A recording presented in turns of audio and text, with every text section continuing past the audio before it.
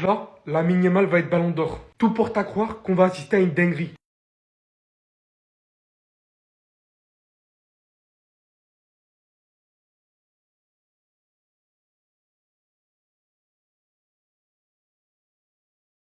Pour ceux qui n'ont pas compris, et son dernier paragraphe en est le plus important, Fabrizio Romano déclare: pour moi, Lamine est un autre niveau. Il y a beaucoup de joueurs avec un super niveau comme Mbappé, Haaland, mais ce que Lamine Yamal nous donne à cet âge-là, pour moi, c'est incroyable. Donc Casillas lui demande: est-ce que tu penses qu'il est le prochain ballon d'or? Fabrizio Romano répond: oui, je parle avec des collègues, des journalistes, et la magie que Lamine vous donne, personne d'autre ne peut le faire. Considérant le fait que ce mec est en contact facile avec tous les électeurs du Ballon d'Or, en contrat avec je ne sais combien de clubs, communique avec je ne sais combien de joueurs pour faire tourner des rumeurs sur eux. Il est le noyau du journalisme en lui-même. Et le fait qu'il vienne en toute sérénité comme ça déclarer cette dinguerie, alors que c'est l'un des mecs qui fait le plus attention à tout ce qui sort, ne me faites pas jurer que ce mec sait des choses. J'arrive pas à le croire, si ça se déroule réellement. Lamine Yamal will win the Ballon d'Or. Here we go. En fait, les gars, c'est du pistonnage. Les gars, on va pas se mentir, c'est du pistonnage. C'est du pistonnage. C'est pas bon ce qu'il est en train de faire. Ce que Fabrizio Romano est en train de faire, les gars, c'est pas bon. Comment on va lui poser des questions? Il va dire, on lui a dit, Lamine Yamal remporte le Ballon d'Or. Et il a répondu, je pense que oui, je pense que oui. En discutant aussi avec mes collègues journalistes, ceux qui votent, les collègues journalistes, après, je sais pas si c'est ses collègues qui votent, hein, mais des collègues journalistes, je pense que la magie que Lamine vous donne, personne ne peut le faire.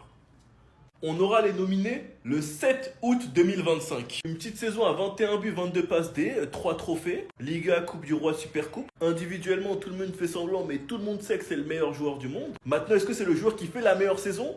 Ça, je réponds pas. Je passe la question. Mais ce que Fabrizio Romano a déclaré, les gars, ça met encore plus de doutes. Encore plus. Moi, je suis là que pour embêter, que pour taquiner, parce que comme je vous l'ai dit, peu importe.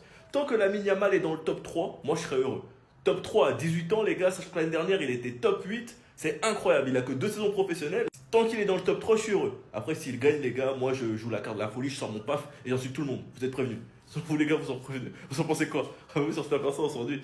Quelle équipe serait la meilleure au 5? 5 joueurs du PSG, 5 joueurs du Barça, 5 joueurs du Real Madrid. Première équipe, Navas, Thiago Silva, Désiré Doué, Mbappé, Neymar. Deuxième équipe, Valdés, Koubarsi, Iniesta, Yamal, Ronaldinho. Troisième équipe, Courtois, Ramos, Toni Kroos, Vinicius, R9. Bon là, pas facile, mais on va quand même faire le top 3. T'as quand même là, il y a Neymar, Ronaldinho, R9. Franchement, c'est dur. En troisième, l'équipe qui m'impressionne le moins, c'est celle du PSG. Parce que autant Neymar, ça doit être violent dans un 5.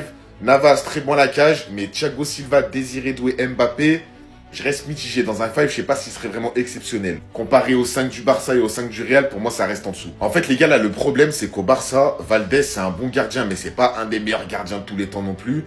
Koubarsi, il est très jeune. Iniesta, dans un 5, ça doit être 10 sur 10. Yamal, incroyable, mais il est encore jeune. Ronaldinho, le meilleur technicien de l'histoire. Mais au Real Madrid, là, t'as que des joueurs confirmés, en fait. Courtois à la cage, violent. Ramos en défense, personne passe. Il a l'âme d'un capitaine à l'état pur. Toni Kroos dans un 5, il doit avoir une vision de jeu. Vinicius dans un 5, ça doit être violent. Et R9, j'en parle même pas. Donc la vérité, PSG en 3, Barça en 2. Bah comme ça, on fait 3, 2, 1. Malgré que je suis barcelonais, là, l'équipe du Real Madrid en 5, je pense qu'elle gagne. Après, peut-être que le trio là du Barça peut faire mieux que ce trio là. Mais après, ce qui est de la défense, je pense que le Real, ça reste au-dessus quand même. Et au PSG, Thiago Silva, Désiré Doué, Mbappé, ça reste en dessous des autres quand même. Faites-moi votre top 3 en commentaire. Parole en fait, je suis posé comme ça, je regarde cette photo et je me dis, sortez-moi un joueur qui a fait la carrière à Messi. Vas-y, sortez-le-moi. Mais là, je m'adresse aux gens objectifs, aux gens qui aiment le foot et aux gens qui ont de la culture foot. Ceux qui me disent, ouais, il a volé la Coupe du Monde, ouais, il a volé 3 ballons d'or, 5 ballons d'or, puis sur le côté. Là, on parle d'un joueur, il y en a eu qu'un. Il y a des joueurs, il y en a 20 millions. Lui, il y en a qu'un. Sa carrière, elle est monstrueuse. Comment on peut juste dire de sa bouche que Messi, il a volé quelque chose? Avec tout ce qu'il représente footballistiquement parlant sur le terrain, avec son talent, sa régularité et tout. Le mec, il est parti chercher 8 ballons d'or, 4 Ligues des Champions, 6 souliers d'or, des trophées et des trophées, j'en passe, des Ligas, des Coupes du Roi, des Super Coupes d'Espagne.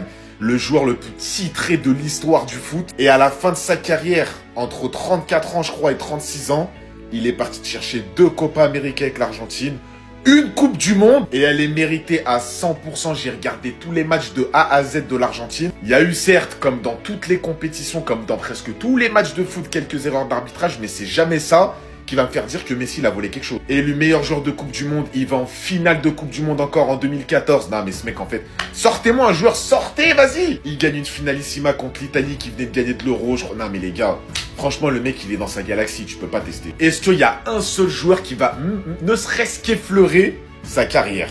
Déjà, juste 8 ballons d'or, déjà, c'est énorme. Et ceux qui me disent il a volé des ballons d'or, en ayant vu jouer ce mec, vous me dites droit dans les yeux, il a volé des ballons d'or.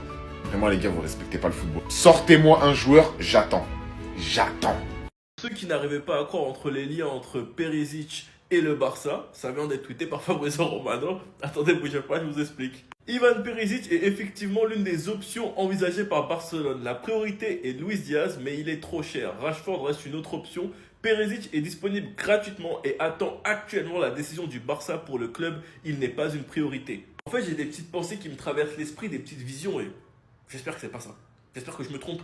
Le monde où Luis Diaz ne rejoint pas le Barça car Liverpool ne veut pas nous le vendre à 80 millions et le Barça ne peut pas se permettre de poser 80 millions sur un ailier gauche. Le monde où United ne veut pas nous prêter Rashford sachant que le Barça veut uniquement un prêt sans option d'achat obligatoire. Car United veut un départ définitif pour Rashford. Perisic qui a de l'expérience, qui a déjà joué avec Flick, faible salaire et qui arrive gratuitement, finalement ce soit la seule option possible et faisable. Sachant que de l'autre côté, il y a une guerre entre le Bayern et Arsenal pour signer Nico Williams. En tout cas les gars, accrochez-vous, car le mercato va être très très long. Et j'espère qu'on va pas avoir un ascenseur émotionnel. Après Perisic, c'est pas un joueur sur qui on peut cracher, archi polyvalent, il joue latéral gauche, attaquant gauche, latéral droit, attaquant droit, il joue partout. Mais bref, on verra la suite. Sinon vous les gars, vous en pensez quoi? Enfin nous, certains pensants, on s'ennuie.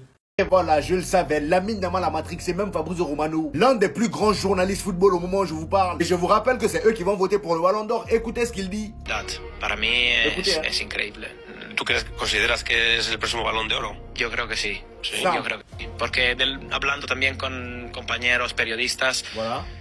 creo que la magia que te da Lamine hoy no te la da otro. Malgré tout ce que Ousmane Dembélé a fait, on savait que Lamine Yamal, il a trop choqué le monde pour ne pas qu'il ait ce Ballon d'Or là. Fabrizio Romano vient clairement de dire à Iker Casillas que lui et ses copains ont déjà discuté par rapport au Ballon d'Or et ils sont tous d'accord pour dire que Lamine Yamal est devant. Même s'il n'a pas remporté de Ligue des Champions, il a trop choqué le monde. Et encore une fois, c'est eux qui vont voter, les journalistes. Et en parlant de ça d'ailleurs, on a un peu plus de détails sur le transfert de Nico Williams au FC Barcelone. Là, il est dit, Nico Williams est prêt à dire oui au FC Barcelone pour 12 millions d'euros bruts par an. Le joueur est enthousiaste à l'idée de rejoindre le FC Barcelone. Pendant ce temps, à la une de France Football, ceux qui donnent le Ballon d'Or, on a la tête de Rafinha. Je sais pas pourquoi les amis, ça fait un moment qu'on l'a tous enterré, on est là, on parle de Lamine Yamal, Ousmane Dembélé, comme par exemple Fabrizio Romano qui parle de Lamine Yamal, mais lui aussi les amis, regardez, vous-même regardez ses stats. C'est temps normal, le gars avec tout ça, c'est Ballon d'Or assuré. Que ce soit collectivement ou individuellement, il a des arguments, c'est juste que bon, le côté fair play là, ça va bloquer un peu. Parce que le gars cette saison, mine de rien, il n'a pas été irréprochable. Hein.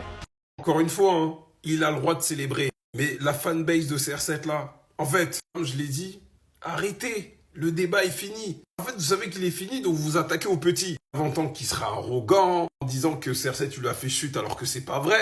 Tout ça.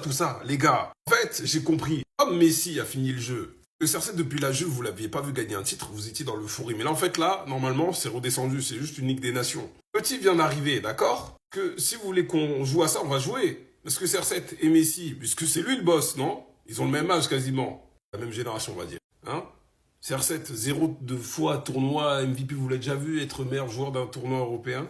Ou même Coupe du Monde du coup? Non. Ballon d'Or, trophée, on va même pas en parler, Messi est devant depuis on sait. Parce qu'on est d'accord, il a mis le Portugal sur, sur la carte du monde, ce que vous voulez, ça, indéniable, on est d'accord. Et quand on parle sincèrement, Messi 2014, homme du tournoi. 2022, pareil, buteur en phase de poule, et buteur, 8e, quart, demi-finale. Même chez les jeunes, il a fini meilleur joueur. Donc, on va commencer à parler en fait. À la base, pour une compétition de l'UEFA qui est soi-disant truquée parce que Messi a tout eu, pour une compétition, la Coupe du Monde l'année prochaine où de base je vous disais qu'elle était vendue, je sais pas quoi, vous avez hâte que CR7 la joue pour essayer de la gagner à 40 ans pour revenir essayer de débattre avec nous. Alors que ce même CR7, en cas de participation à sa 6e Coupe du Monde, sera le premier joueur de l'histoire à avoir 0 but et 0 passe D en phase finale de Coupe du Monde en ayant participé 6 fois. Donc si j'ai bien compris, Fabrizio Romano vient tout juste de nous révéler comme information que Lamine Yamal va bel et bien gagner le prochain Ballon d'Or. La traduction française arrive sous peu. Para mí es increíble. ¿Tú consideras que es el próximo Balón de Oro? Yo creo que sí. ¿Sí? Yo creo que sí. Porque hablando también con compañeros periodistas, Creo que la magia que te da Lamine hoy no te la da otro. Franchement, je ne vous mens pas, ce que nous venons d'entendre est une tragédie, est un fiasco, est un manque de respect envers la beauté du football. Moi je suis fan du FC Barcelone. Moi je devrais dire que voilà, Lamine Yamal mérite de gagner le Ballon d'Or 2025. Mais non, avant d'être fan du FC Barcelone, je suis fan du football. Ousmane Dembélé a mieux fait que Lamine Yamal cette saison, et c'est un fait. Fabrizio Romano, pour moi, Lamine Yamal est à un autre niveau. Il y a beaucoup de joueurs à un super niveau comme Haaland et Mbappé, mais ce que fait Lamine à son âge est incroyable. Pourrait-il remporter le Ballon d'Or? La question de Iker Casillas.